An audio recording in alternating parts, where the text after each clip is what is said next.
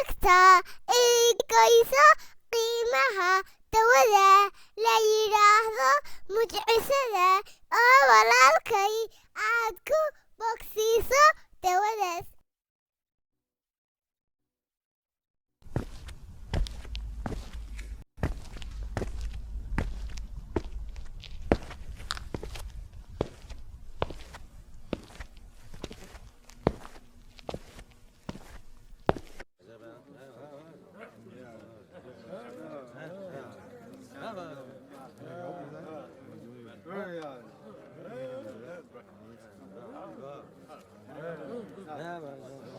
meesha yaa iibinaya waxaan rabaa in ducada layga iibiyo.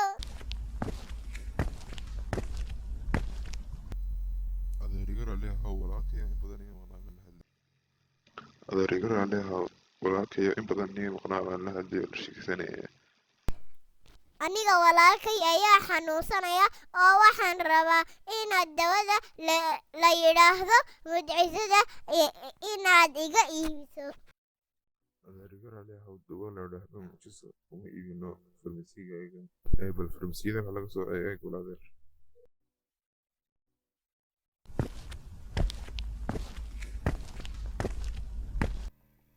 nooca mucjisada ee aad rabtid waa maxay? waxaan dhici karta inaan anugu mucjisada ku soo helay. hooyaday iyo aabahay ayaa yidhi walaalka ma bogsanayo ilaa mucjisada mooyaane. annaa lacagta ayaa u ururiyey si aan mucjisada ugu soo iibiyo. markaa ii sheeg imisa sidata lacag aan eegno inay kugu filan tahay oo ay tahay lacagtii lagu iibinay. $1 iyo badh.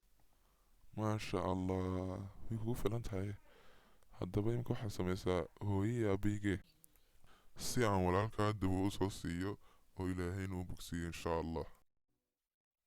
markii ay inantii yareed ay u geysay ninkii hooyadeed iyo aabbaheed waxaa soo baxday inuu ninkani ahaaba dhakhtarkii ugu caansanaa xilligiisaas.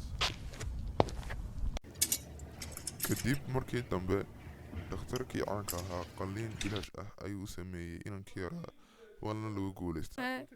alla mucjiso weeyaan. ilaa xitaa maan filanayn in dhakhtarka adduunka ugu weyn uu bilaash inankeena ku qalo. alxamdulilaah. waa inaan ilaahay ugu mahadnaqnaa nimcada uu ina siiyey.